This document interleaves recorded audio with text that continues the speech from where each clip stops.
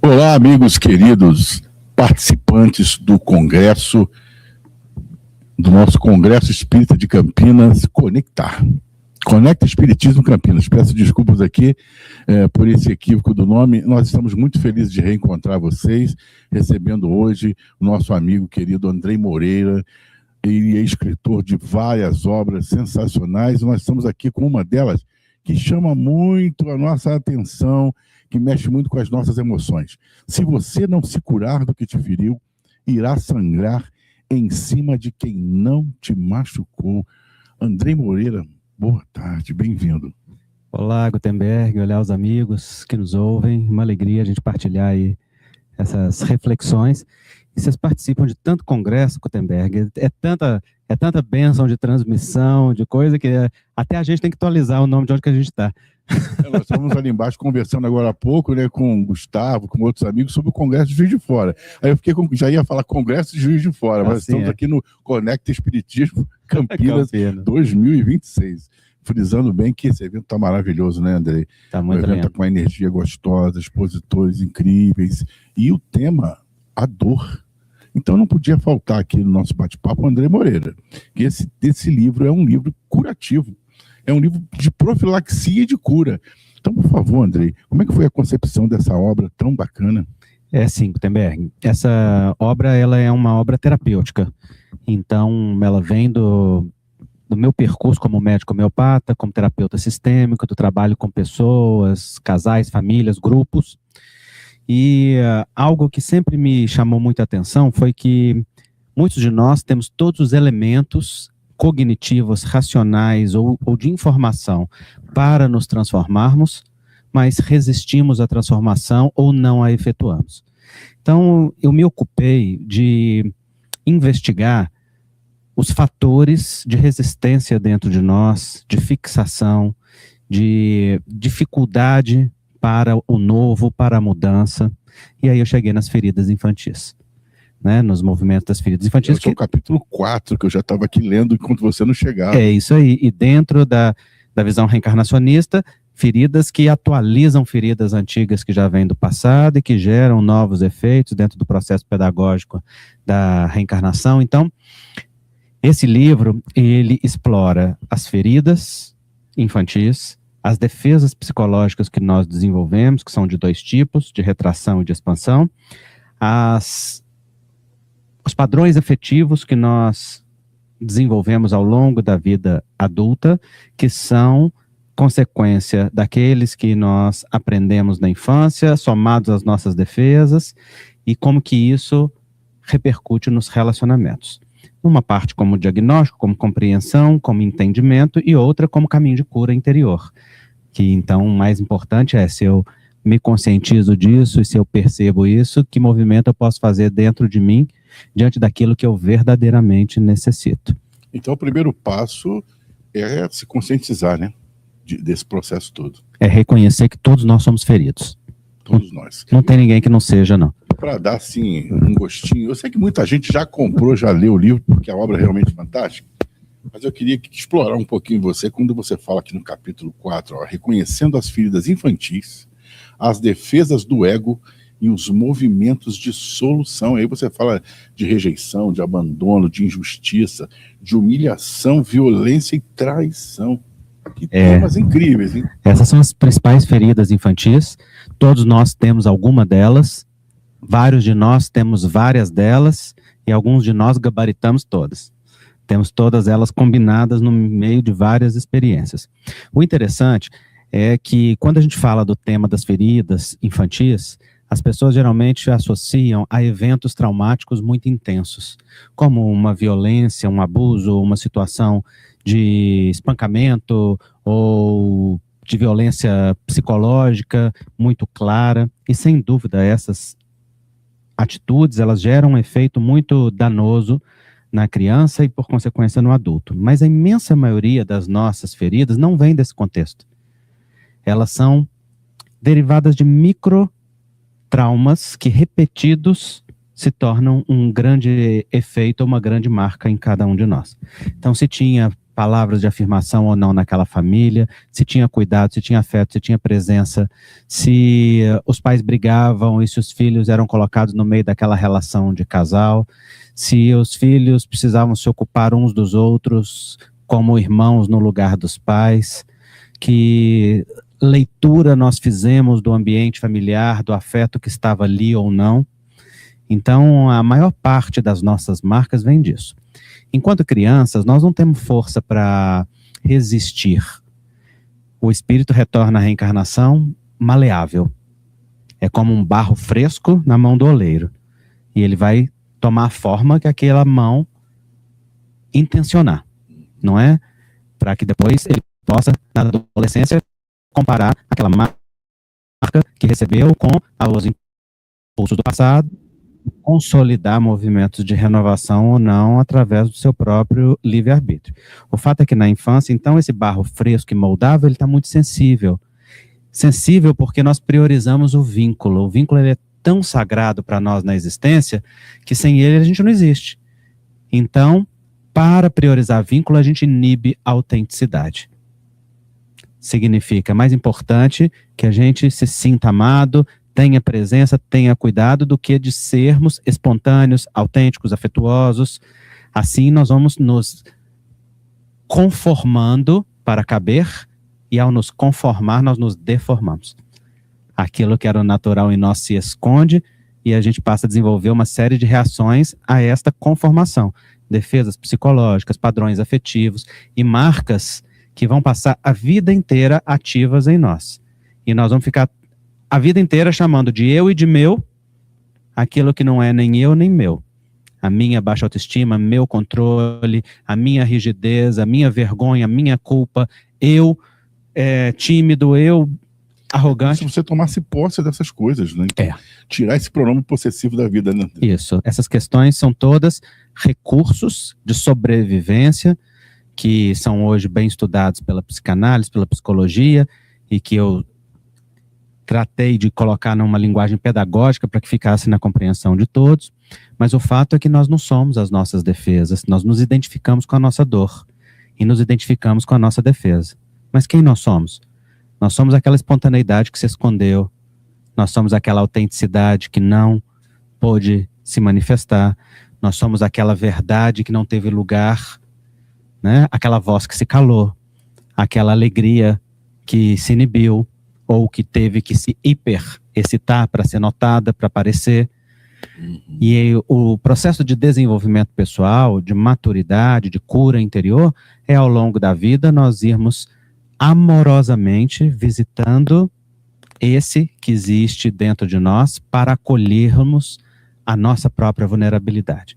Porque se nós não fazemos isso, a nossa dor fica no comando, a nossa defesa fica permanentemente ativada e nós ficamos reagindo ao invés de agir, ficamos sobrevivendo ao invés de viver, né? Então o processo de cura é esse movimento interior que aos poucos nós vamos visitando essa nossa história. Fernando Pessoa tem um versinho que eu gosto muito, ele diz assim: a criança que fui chora na estrada, deixei-a ali quando vim a ser quem sou, e hoje que vejo que o que sou é nada, quero ir buscar quem fui, aonde ficou. Que lindo, maravilhoso. Muito bom esse resgate aí de Fernando Pessoa. E a gente, às vezes, não se dá conta mesmo de como lá atrás alguma coisa ficou, né? Antigamente, eu sou de uma geração em que os pais meio que induziam a gente, o que você vai ser quando crescer? Eu queria que você fosse, e aí vem aquela receita de bolo prontinha, né? Médico, advogado, sem se dar conta de que ali dentro daquela criança tem um espírito que tem a sua formação milenar, os seus desejos e propósitos reencarnatórios, né? Eu passei por isso. O meu pai sempre gostava de, quando chegava visitas, dizer: fala para eles, meu filho, o que você vai ser. Eu falava meio tímido, porque na verdade era o que ele queria que eu fosse, um médico, porque já tinha muito advogado na família, tinha isso, tinha aquilo, e médico não tinha. Então era a vontade dele, que não realizou provavelmente na trajetória reencarnatória dele, né? Eu só fui me dar conta disso quando eu não passei no vestibular para medicina e resolvi fazer letras, para esperar aquele ano passar e tentar de novo medicina até que passasse. e percebi que na faculdade de letras eu me encontrei.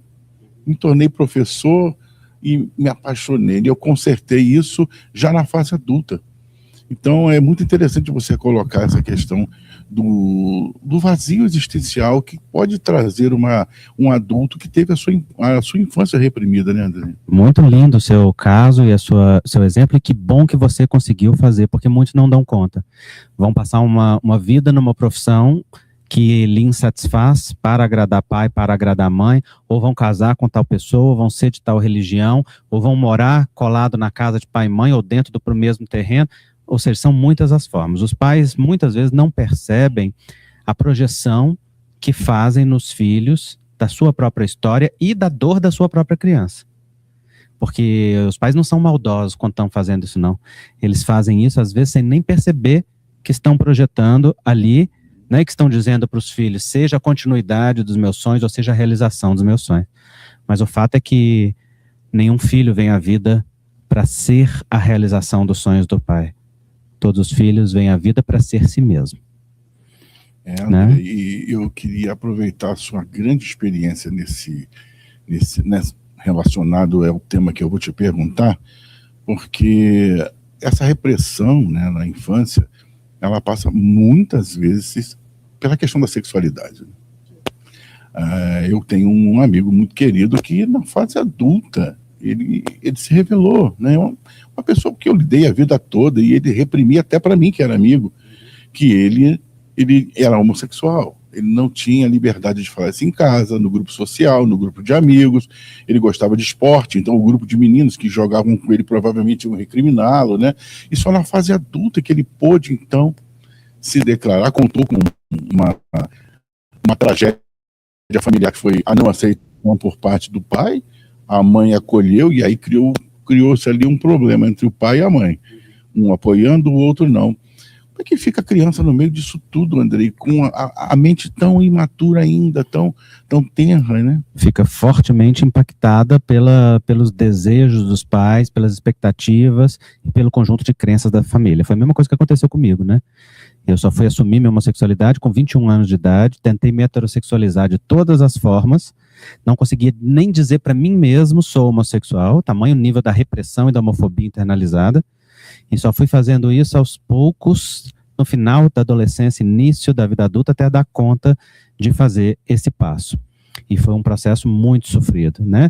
Isso porque, enquanto criança, eu já percebia qual era os pensamentos dos meus pais a esse respeito, mesmo que eles não quisessem impor nenhuma vontade ou verdade, aquilo já era transmitido naturalmente pela cultura, pela forma de reagir, pela rigidez familiar ou pelos códigos morais que são vividos na família.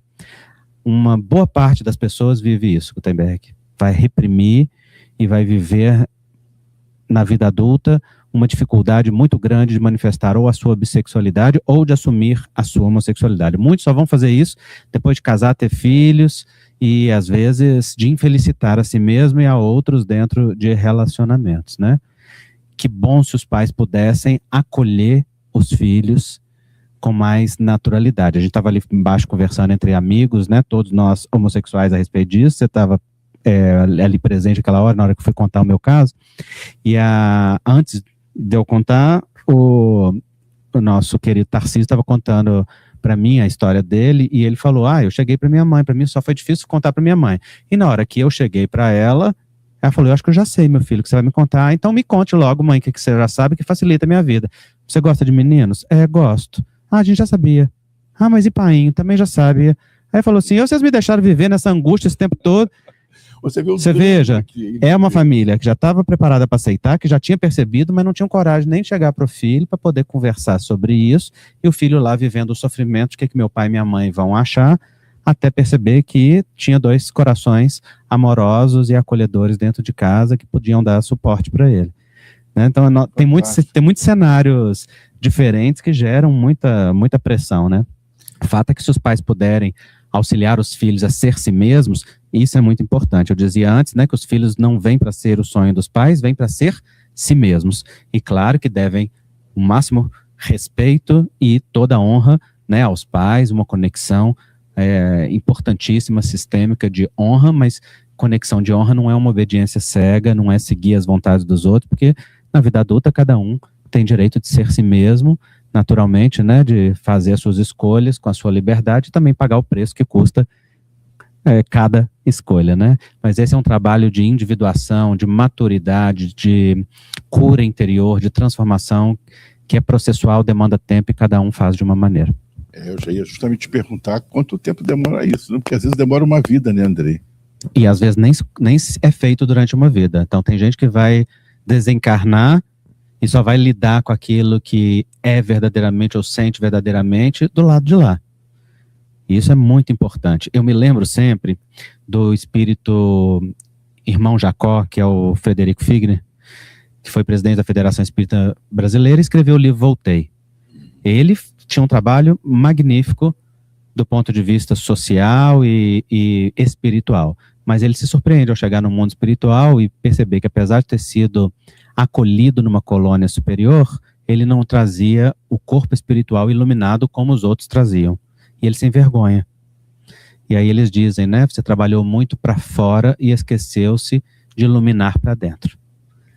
Iluminar para dentro é esse autoconhecimento. É a coragem de poder olhar e iluminar a nossa sombra. A nossa sombra não chama sombra porque ela é negativa, não. Chama sombra porque está no lado oposto ao da luz da consciência. É o que não é visto. Na nossa sombra tem as dificuldades, mas tem também a nossa potência, a nossa verdade, a nossa autenticidade que se escondeu. E esse trabalho pessoal de entrar para dentro, reconhecer e sair para fora para servir a vida com aquilo que nós verdadeiramente somos, é o trabalho que cada um de nós precisa fazer, é a autoiluminação, né? De transformar-se e poder servir a existência, mover-se na direção do outro, ir na direção do divino, com a própria verdade, com aquilo que é marca de Deus em nós. O acolhimento, como você mesmo disse, acho que é a grande palavra-chave, né? É permitir que o filho, a filha, e às vezes o pai e a mãe possam ter no outro, né, no parente ali, o acolhimento que precisa para se abrir, para contar o que sente, né? Mas eu quero dizer à equipe técnica que nossa entrevista deve passar de 2 horas, viu? Se preparem aí, porque o tema está muito bom e a gente ainda está explorando, Andrei, no capítulo 4. E aí, Andrei, tem um outro ponto que você toca aqui, que é da dor original à cicatrização. Você começa dizendo, toda ferida dói. Toda ferida dói. Significa que todos nós temos sintomas das nossas feridas. Quais sintomas? O ciúme, a possessividade, o medo, a vergonha, a culpa, a arrogância, o controle, são dores. A não aceitação, sobretudo, aquela voz autocrítica dentro de nós que é profundamente cruel. A marca das nossas feridas infantis, quaisquer que sejam elas, são 3 sentimentos: medo, vergonha e culpa. E eles combinados, eles formam uma forte visão autocrítica dentro de nós que aponta o dedo o tempo todo. Você não dá conta, você não faz, você não é suficiente, você não é bonito, você não vai conseguir, mas o outro é melhor, mas isso não é tão bom, mas talvez não seja verdade. Leva a gente a duvidar do afeto do outro, do elogio, gera aquela luta interna consigo mesmo. Isso é a dor. Mas isso não somos nós. Isso é só a voz das nossas feridas. O problema é que a gente se identifica tanto com isso que a gente passa a achar que a gente é isso. E o processo de cura é desenvolver uma voz autocompassiva, respeitosa, acolhedora, amorosa, ser segurança para nós mesmos, criar relações e estruturas de segurança que nos faltaram, buscar curar as nossas feridas no caminho da reconciliação com as imagens internas de pai e de mãe. Por que eu falo imagens internas? Porque às vezes as pessoas acham que tem que aceitar o pai ou a mãe do jeito que o pai e a mãe é. Então, se é pai e mãe, tem que aceitar daquele jeito e tem que honrar. Não, às vezes o pai é abusador, a mãe é narcisista, tem situações...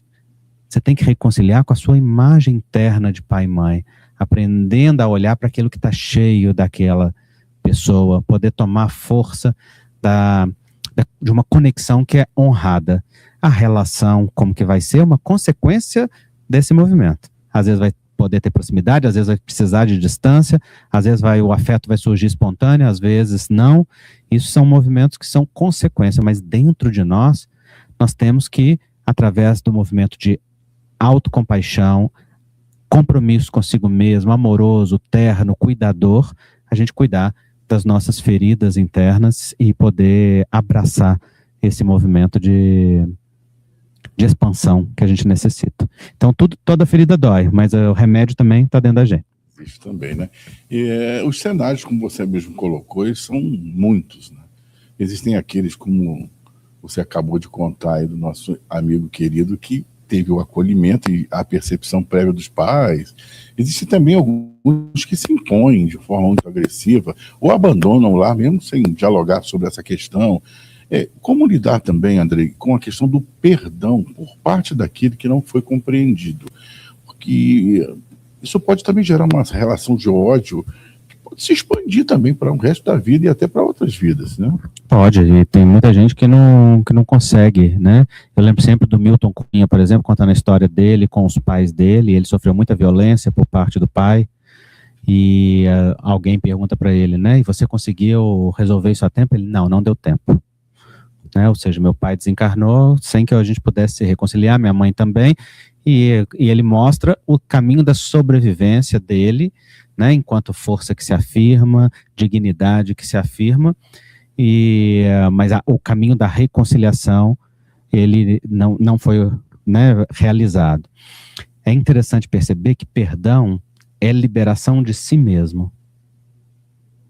A consequência do perdão é um movimento na direção do outro, mas o perdão é liberação da dor.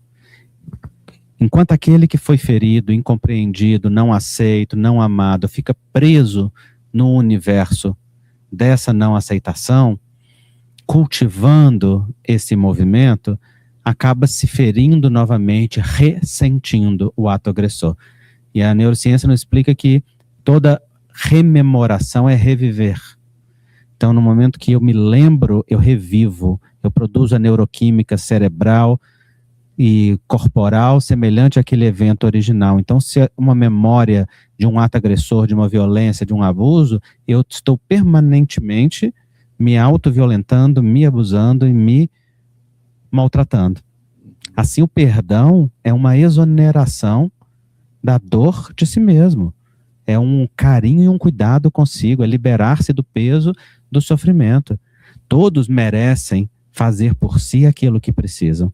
Né? Shakespeare usava essa expressão tão interessante: guardar mágoa é beber veneno desejando que o outro morra. A gente guarda em nós desejando que seja atuado sobre o outro, mas ele vai agir em quem está guardando. Então, a exoneração desse veneno que é guardado é uma ressignificação que cada um precisa fazer consigo mesmo, com a sua história. É um trabalho pessoal, é uma maturidade, é a escolha ética do que você escolhe fazer com aquilo que te fizeram, é aquilo que você escolhe se tornar a partir do que te aconteceu, e é um sair do lugar de vítima para o lugar de responsável. Vítima é quem... A gente fica na vítima quando a gente fica olhando para quem é culpado, quem é o autor da agressão, quem é o responsável por ter feito aquilo. A gente fica no lugar vitimado. E, embora, por exemplo, nas feridas infantis, todos nós sejamos vítimas, não nos convém ficar no lugar do vitimado, porque é um lugar de ausência de poder. Ser responsável não é ser o culpado por algo. Ser responsável é quem tem poder pessoal para fazer alguma coisa com aquilo agora. E no momento atual, quem pode atuar sobre os efeitos daquelas feridas, sobre as defesas, sobre o núcleo que ainda dói, somos nós. Então, a autorresponsabilização é o desenvolvimento de uma competência amorosa que se ocupa de si mesmo, sem ficar preso no lugar vitimado. Isso é perdão. Muito bem. Eu estava aqui refletindo quando você falava sobre a importância do perdão e o que é de fato o perdão. Nós temos visto que as pessoas estão conseguindo dialogar um pouco melhor com a possibilidade de buscar ajuda. Como é que você pode nos trazer essa questão? As pessoas estão buscando mais ajuda? Devem buscar ajuda? Qual é o processo realmente para sanar esse problema? Todos nós precisamos de ajuda. Ninguém dá conta sozinho. Precisamos pedir ajuda, precisamos ofertar ajuda. Então, ajuda médica, ajuda psicológica, ajuda espiritual, ajuda emocional dos amigos, partilhar, dizer do que está sentindo, buscar alguém que possa te escutar, trabalho terapêutico em que você possa elaborar aquilo que sente, ajuda médica diante dos sintomas, das necessidades emocionais, né? Como eu trabalho com a medicina homeopática, eu conheço o efeito da homeopatia sobre essas questões físicas e emocionais, é de extremo auxílio, né, para o movimento do desenvolvimento pessoal. Então a gente tem que pedir ajuda. Ah, mas eu tenho que aguentar sozinho, ou eu tenho que dar conta sozinho. Essa é a voz do orgulho, essa é a voz da autossuficiência, é a voz da hiperautonomia, que foram defesas que nós ativamos na infância para sobreviver. Quando não éramos notados, não éramos vistos, não nos sentíamos amados, ou quando, para poder acalmar aquela casa ou atender a dor de um adulto, a gente se ocupou daquilo que não era responsabilidade nossa. E aí passa pela vida com aquela ferida de abandono e a hiperautonomia no sentido de eu resolvo tudo, aí é a Mulher Maravilha, é o homem Superman, é o durão, é o rígido, mas que no fundo é uma criança abandonada que ainda pede colo e carinho e afeto de si mesmo, né? E pedir esse colo é extremamente importante. Eu me lembro final da minha adolescência, início da vida adulta, o quanto uma médica antroposófica me acolheu e como eu me sentia feliz quando eu saía daquele consultório, porque era o único espaço onde eu podia ser eu mesmo. Eu não conseguia partilhar com os amigos, eu vivia uma solidão e uma hiperautonomia interior e, naturalmente, um grande senso de falta e de rigidez. Mas ali eu relaxava. Então, o poder de um espaço de cuidado terapêutico, ele é muito importante. Pouco a pouco, a ferida vai fechando, a gente vai desenvolvendo outras competências, vai nutrindo aquelas sementes que não puderam se desenvolver na infância, né? Nós vamos nos tornando pai e mãe de nós mesmos, não o que a gente teve, mas o que a gente precisou ter tido, com o carinho e afeto que a gente gostaria que os nossos pais tivessem tido. A gente vai se dando esse cuidado e, aos poucos, então, essas competências novas, habilidades, afetos, vão preenchendo esses lugares, né, de vazios dentro de nós. E embora um vazio sempre permaneça, porque faz parte da existência, a gente tem um vazio interior, a gente vai se tornando mais autônomo e mais capaz desse cuidado e do florescimento espiritual. Você é terapeuta e trata, dentre as várias formas de terapia que você emprega com as suas formações, a constelação familiar, né, André? Você pode falar para a gente como é que funciona? Posso, é até um ótimo tema falar disso, porque é um tema que tem sido muito desrespeitado, muito atacado por conta de ignorância e de informações falsas que circulam muito na internet. Eu trabalho com a constelação desde 2014, de maneira muito séria e responsável, e aquela que eu conheço e pratico é uma fonte de bênçãos muito grande, porque é uma filosofia sistêmica que nos dá a compreender o nosso vínculo com o nosso sistema de origem, com os nossos pais, com nossos avós, com nossos bisavós, com os nossos antepassados, com a nossa ancestralidade, e com o movimento de amor que passa de geração para geração. E quando eu falo movimento de amor, não falo apenas do amor bonito, positivo e saudável. Falo também de um amor cego, um amor de lealdades invisíveis, de repetições, de vínculos emaranhados, que leva a gente a repetir destinos, repetir comportamentos, a manifestar características e circunstâncias que estão ligadas a coisas que foram vividas lá atrás, né? Então, enquanto filosofia sistêmica, de uma aplicação muito prática, a constelação familiar, quando bem vivida responsavelmente, ela nos leva a ampliar a nossa percepção de nós mesmos, dos vínculos de amor que temos com o nosso sistema e, sobretudo, das posturas internas que nos ajudam a entrar nos movimentos de liberação pessoal. Não só nossa, mas daqueles que vêm depois. Porque quem libera a si mesmo também libera aqueles que vêm depois. Cada vida que se torna mais leve a vida dos seus descendentes. E esse é um bonito movimento de amor, né? Cada pessoa que se cura ajuda muitos outros a se curar. Então é uma filosofia prática que ajuda a gente a olhar para essa natureza de vínculos. No entanto, como todo campo filosófico e terapêutico, precisa ser feito por pessoas responsáveis, sérias, e esse é o problema da constelação. Nós não temos regulação no Brasil. Qualquer pessoa pode fazer um curso, pode se dizer constelador, pode aplicar, e a imensa maioria das coisas que se diz que é constelação não é, são feitas de forma irresponsável, e aí acabam, como tudo, tendo os seus movimentos de desacerto, né? Então é preciso que as pessoas que sentirem que esse pode ser um caminho de utilidade para elas, saibam com quem fazer, primeiro conheçam, porque não se faz nada porque tem que fazer, nem porque outra pessoa diz, vá fazer uma constelação, você tem que fazer. Não, ninguém tem que fazer. É só uma ferramenta que está aí disponível, que pode ser útil para aquelas pessoas que estiverem na sintonia com ela, mas tem que conhecer, tem que saber, tem que procurar, tem que se instruir a respeito e procurar as pessoas sérias e as posturas adequadas para bem utilizar.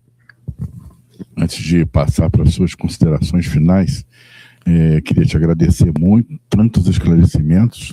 Os nossos internautas devem estar lá querendo que eu faça muitas outras perguntas, porque o tema é maravilhoso, mas o horário, infelizmente, não nos permite. Eu queria te agradecer muito, Andrei, porque você viu, né, amigo internauta, quanto apaixonante é essa figura chamada Andrei Moreira. Então, meu amigo, suas considerações finais, queria que você deixasse nessas palavras uma mensagem de vida, de amor.